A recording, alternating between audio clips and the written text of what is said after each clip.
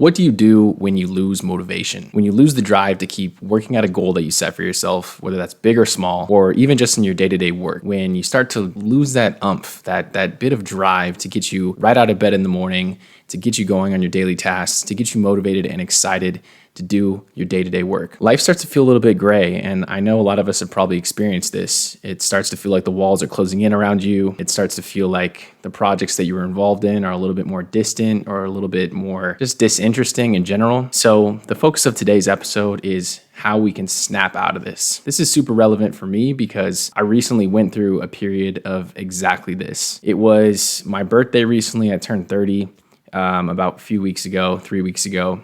And I planned a trip to Mexico, and it was a bit of a bender, I would say. We had some weekend shenanigans the weekend before, and then I pretty much just cut myself off from any sort of work on the podcast or any sort of coaching that I've been trying to build up, any of my side hustles that I guess you could call them. And also I was just completely taking it off work. I wasn't thinking about work.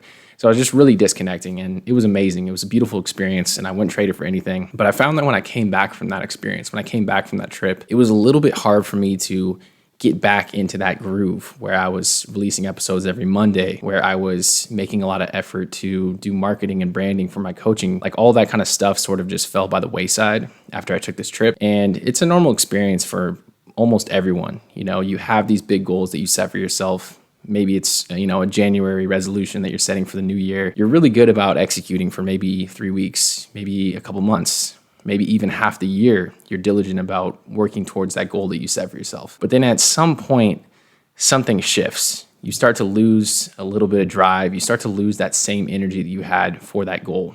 And so this whole episode is about how we can snap out of this and actually snap back into that state of grind, that state of energetic motion towards achieving the goals that we want to set for ourselves. Frankly, the easiest way to not lose motivation is to just retain your momentum, to just keep doing the daily actions that are going to take you closer towards that big goal or that dream that you have for yourself. And it might sound very simple, and it might sound like I'm boiling it down or an oversimplification, but it is actually so much easier. It's 10 times easier to do something that you did yesterday. And what I mean by that is if you've done it yesterday, you have that inertia from whether it's a workout, whether it's working on a podcast, whether it's working on a project that you're building something. If you've taken even just a micro step towards it the day before that, it is going to be so much easier for you to just pick that back up the next day and start working on it. And even if you miss one day, it's also going to be pretty straightforward for you to just kind of get back in the mindset of, all right, I'm working on this task. I'm grinding towards this outcome that I want. And you're still in that same mind state. If you pick up a task that you did a week ago, for example, or even 2 weeks ago, it's going to be really hard for you to re-engage in that same frame of mind that you were in. Like if you were completely in a flow state, working on a project every single day, and you were obsessed about it, that's all you wanted to do, and then that gets pulled away from you for a week, it's going to be hard for you to immediately get back into that flow state. It's going to take a few weeks. It's going to take some diligent work on your part to sort of build up that momentum again. I just always say, if you miss it for one day, that's fine. That's a mistake. If you miss it for 2 days in a row, that's the start of a new habit. And that's a quote from James Clear, but it's so relevant. It just speaks volumes because you can miss something for XYZ reason. Life happens. You go to a wedding, you party your ass off one weekend, whatever it is, you have a family celebration. Like you have to take time off and enjoy life and maximize life. But in those times, you can't skip more than a few days. Otherwise, you're going to be completely thrown off course. So it's important to just do a very small thing on that task or on that big goal. Do a small little thing that's going to keep that momentum, that's going to maintain momentum just to a certain level, to a baseline level, to where you're not completely falling off the horse. And it's important to keep in mind that when you're doing these very small things, it doesn't have to be perfect. You just have to make some shred of progress towards the ultimate outcome that you're looking for. And this is going to give you the confidence to keep going. And personally, I think confidence is so important when it comes to your motivation to achieve certain things. If you don't have the confidence or the belief in yourself that you can make that happen, your motivation is going to be, it's going to be hit or miss. It might spike up because you have a conversation with someone who's really inspiring, or you watch a very inspiring podcast, or You listen to someone's story on YouTube and you're like, oh, I want that. I want to do what they did. I want to take what they did and I want to apply it in my own life. Those spikes of motivation are going to come and go unless you have that confidence and belief in yourself. And the confidence and belief in yourself comes from doing the daily tasks over and over and over again to build up the momentum towards it just being a steady upward trajectory. So as I mentioned, the easiest way to retain your motivation is to keep the momentum going. However, if you're like me, you recently fell off the horse completely. So you lost the momentum, you lost that 2-day, 3-day streak, and it became a week, it became 2 weeks, and all of a sudden you're looking in the rear view and you're like, damn, am I just not even about this life anymore? Like, am I not going to drop any more podcasts? Like, you start asking these questions for yourself because you fell off the horse that hard. It was that steep of a drop off the cliff. So if you're in that situation, that's what we're focusing on today, because it's been a big part of my own life. It's been what I've been thinking about in terms of how can I get back into that groove? How can I get that momentum going once more? You want to ask yourself, why did you start this task? Why did you begin this journey in the first place? Like, what was the initial motivation that got you up off the couch to try and create something, to try and create some change in your life?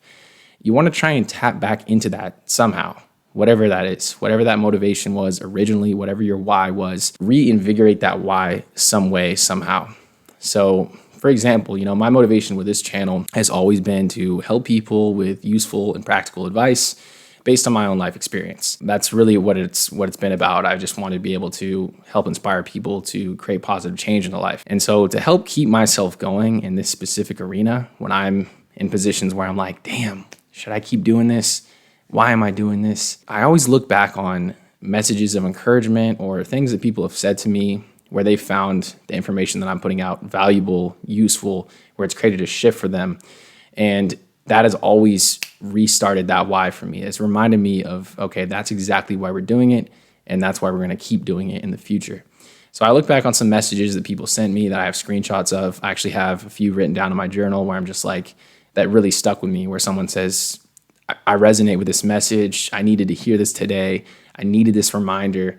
Just little things like that. Like, it's not anything crazy, but it's something that gives me that sort of connection to why I'm doing this in the first place. Another key thing to restart your motivation and get you back on the horse is start documenting the progress. It's crazy sometimes that if you look back 5 years, you're living the life that you would have dreamed of 5 years back. Like, you were praying for this life and now you're living it and you don't even realize it. You don't even take time to just take stock of where you're at and to realize that, damn, life's pretty good. Like, I made some decent progress.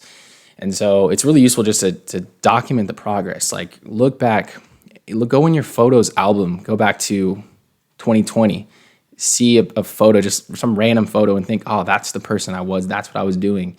And just look at where you are now. Like, if you're a growth-minded person, the odds are that you've made some substantial improvement in the last 5 years. It might even be life-changing. It might be just a 1% increase in the right direction. But whatever it is, you want to look back and just take note of that and say, damn, I've actually grown up quite a bit. Like, I've actually changed my life in a positive way. And sometimes it might not look like a massive change, but you want to take time to refresh on where you started and where you are now. And whether that's your finances, whether it's the audience that you've built up for yourself, the quality of your work, the small skills that factor into your work, it doesn't really matter. There's just always progress that you can point to, and that's going to be incredibly helpful for you to sort of restart that motivation for yourself and get you going back in the right direction. Next, I would say to do a really, really, really small thing that helps you get back on course. If you, for example, fell off of your diet, this is a common one, right? People set ambitious goals with their diets January 1st. Come February, most people are completely back to their old selves.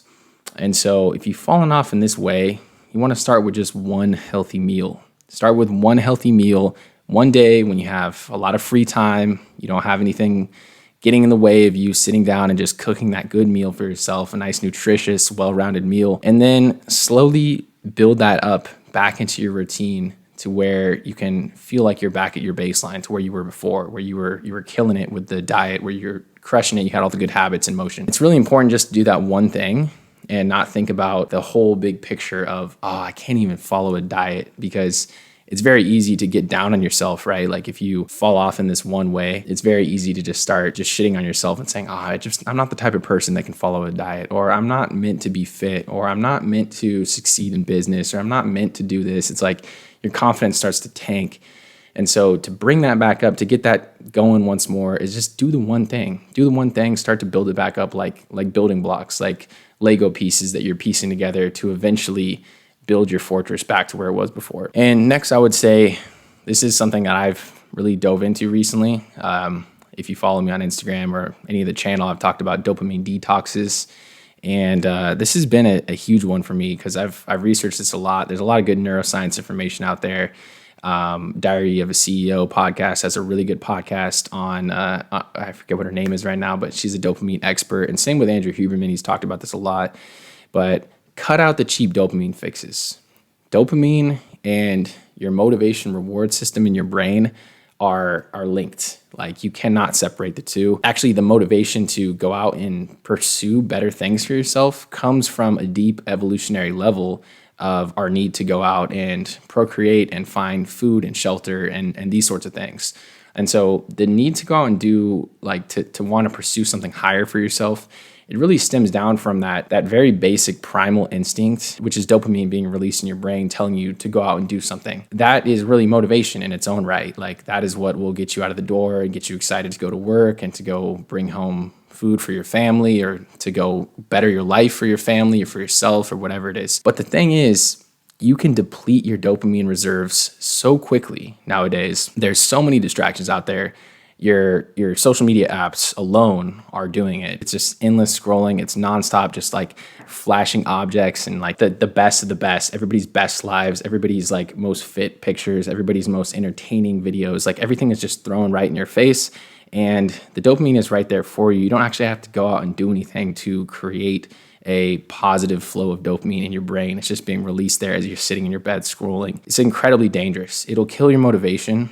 And that's why you feel like your brain is rotting after you scroll for a few hours. It's like you literally are just draining your dopamine reserves. Same thing with drugs and alcohol, same things with porn, and a lot of other just cheap ways to get entertainment in your life. So you want to try and cut those things out. I did a 1 week dopamine detox where I limited my screen time to 1 hour. I was pretty rigorous about this. I cut out Netflix. I actually removed music. I didn't even listen to music because I found that music would make me get too much in my own head. And when I'm walking around, like too much in my main character energy and kind of disconnect me from reality. So I was trying to just absorb life for what it was for a week straight. And man, it was very, very powerful. I could not recommend it enough for somebody who feels like they're just out of control with their phone use or out of control with social media or entertainment in general. Try a dopamine detox and try and reset that baseline, and your motivation to do the things that actually matter is going to increase. Last thing that I've got for you guys that I'm trying to actively do as well in my life to restart that motivation is to try and associate and learn from people who are where you want to be.